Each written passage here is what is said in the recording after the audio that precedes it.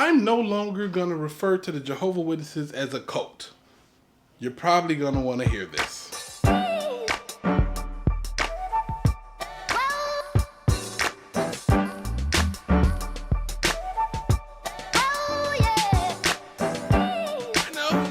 I'll play dead again.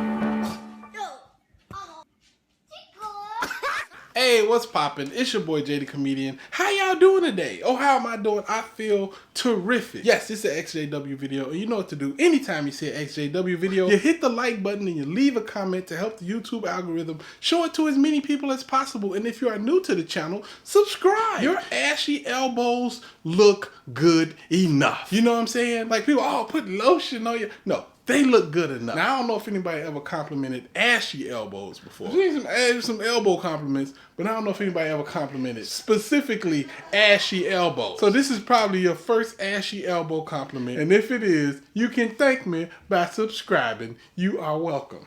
And if you're already subscribed, just say thanks, Jay, in the comments. Anyway, let's get to this video. Now, we all know how effective words can be, but sometimes we have to be considerate of exactly how words in their truest form affect the way the listener reacts to it. Because even though you use a word that's the correct definition of a word, sometimes you could use a word that gives less power to the event that you're actually describing. Like, for example, I like to look at the NFL. Now, the NFL is very hilarious because the simple fact, everybody that watches the NFL and just watches NFL games, we all know and agree to the same thing. We don't care about them players. We really don't. I know people like, oh, I care about everybody. But that ain't true. You know, when you ask any doctor, if you had a group of people smashing their skulls and bodies for about 3 hours a week for about 16 to 19 weeks, that could probably be unhealthy and maybe even have some long-term effects. But we don't care.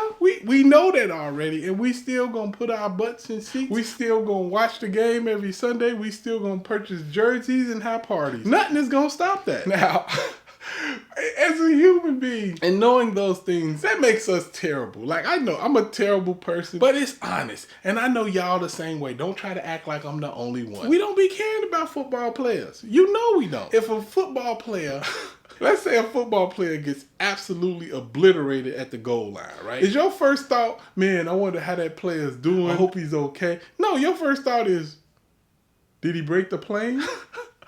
Because I need to know. This is important. Like, he'll be sitting there in real life wondering where he's at. Or you're worried about your fantasy team. Like, oh, my fantasy team's going to take a hit. His real life body is more important than your fantasy team. Or at least it should be. But we don't be caring. Y'all know we don't care. Half of the time, we don't even remember what their names is unless they really good. Like, you think you remember like that third string wide receiver or that third string safety? No, you don't remember none of them guys. You only know them if they really good. Like, even in the NBA, you think I would know who Giannis Antetokounmpo name is if he wasn't good? He'd just be that tall Negro if it was up to me. Like, if he wasn't good, I'd be like, man, this tall Negro is terrible.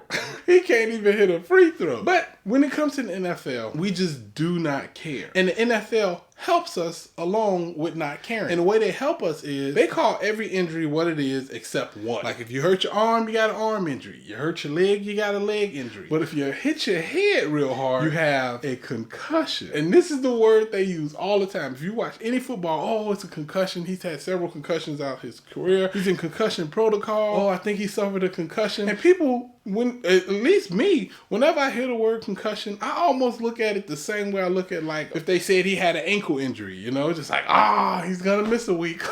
This is gonna hurt our playoff chances. And I know what a concussion is, and I still don't like really put too much emphasis or importance or really think about what just happened, because a concussion is a brain injury. But they can't say that. They can say you got a leg injury, but they cannot say you got a brain injury, because people may actually think about what that means and understand how severe of an injury that is. So next time somebody gets completely obliterated and the announcer yells out, oh, we think he just suffered a brain injury, your reaction isn't going to be, oh, he's going to be out a week. Your reaction is going to be, what? Did he just say he just injured his brain? Him coming back in a week, that's way less important. Is he going to be able to feed himself holding a spoon in the near future? Like, is he going to be able to walk a straight line? Like, that's the kind of stuff that comes into your head when you use the correct word. And these people really, really don't care about football players. I've heard announcers say that a player was selfish because when he was going across the middle, he was more concerned about bracing himself for the hit rather than catching the ball. And this guy was selfish because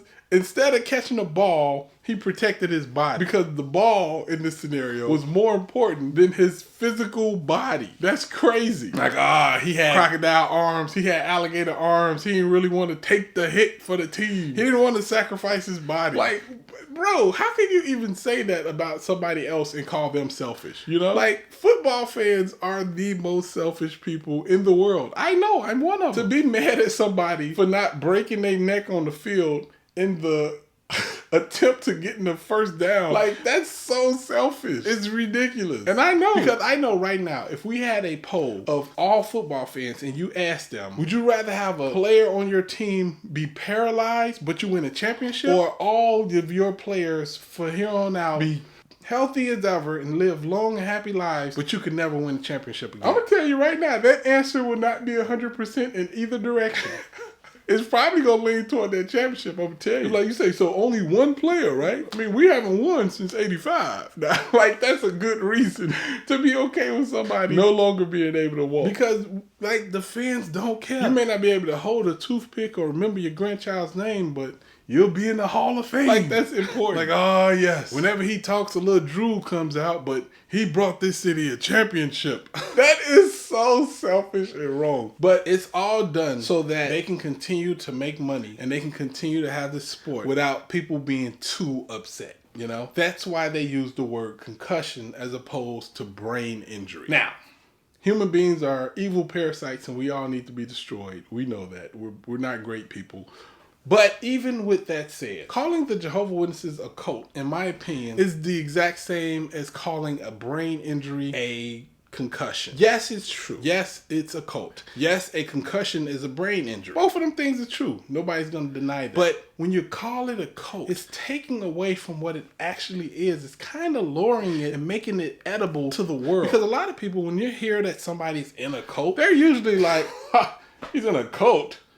Idiot. And that's it. That's it. There's nothing more to it. It's not a big reaction to it. So we need to call it what it really is. It is a tax-exempt, religious-based human rights violation. That's what it is. I know it's a mouthful, but if we want to get the message out, we need to call it out for exactly what it is. This will get it the attention that it deserves. Don't call a brain injury a concussion. You call it a brain injury so that it gets the attention that it needs. Don't call a Jehovah Witness organization a cult. Call it a tax-exempt, religious-based human rights violation. Because that's what it is. And that's what it does to people. Now, again, everybody knows that a cult is bad news. Like, even the Jehovah Witnesses, they don't like being called a cult. They take that offensively. Like, they do not like it at all. But they need to be called a tax-exempt, religious-based human rights violation, because when you tell somebody that at least gets them to ask more questions like, whoa, like, what is that? But if you just say, hey, they're in a cult, it doesn't produce any more questions. It produce some laughter. People be like, yeah,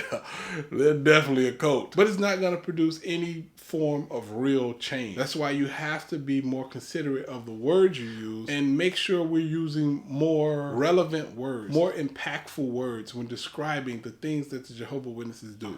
Now, one thing I don't like about current society is how we've downplayed and like kind of washed away so many words. Like, there used to be a time where you call something a cult and people would be like, whoa, you know, it's that bad? But now, since there's so many things being called a cult, the word is all washed down. Kind of like the word abuse is washed down, you know? Because I remember back in the day, you say, hey, a child is being abused, you used to have everybody around, even if it wasn't a child, even if it was like a woman is being abused, everybody around would stop what they doing and give it the attention that it needs. But now, I look at it and say, oh, this lady got abused. And you're like, oh, what happened to her? Somebody said something mean to her online.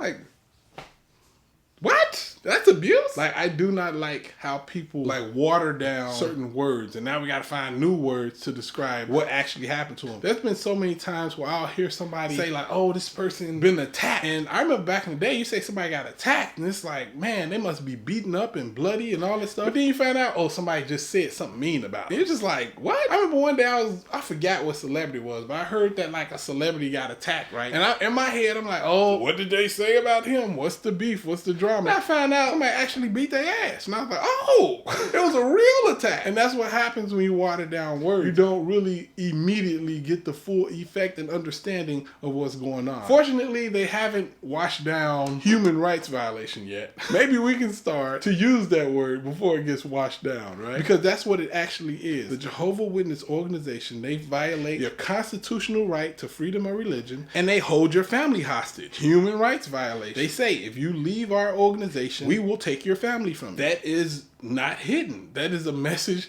that they will proudly put out there. They're not going to say it like that, but they do mean that. If you have people that's in the organization still, and they believe, and they're devout, and you call yourself wanting to leave the organization, or worse, join another organization, you do not have freedom of religion. You will be held accountable. You will lose your family. And we have case after case and example after example of that exact thing happening. That should be illegal. Like, and I mean open and shut case. Hey, officer, these people said if I leave their religion, they're going to take my family from me. And they mean it. That should be like arrestable off of accusation alone. You know that's kind of meaning? Like the police should just come in, knock the door down, and then just throw them in jail. And then have the court case later and figure it out. It's going to be open and closed court case anyway, because they do not hide that. So yeah, that's absolutely the best definition, and that's the one I'm going to be using from now on. Now, if you catch me slipping up and I don't use the correct term and I call them a cult again, you let me know. Damn it, you let me know. I might do it if I'm lazy, but for the most part, they are, and I'll say it again, a tax-exempt, religious-based human rights violation. That's what the Jehovah Witness organization is. Anyway, it's your boy, Jay the Comedian. I hope y'all having a great time. I'm having a great time. Holla at your guala. Enjoy the football season. Deuces.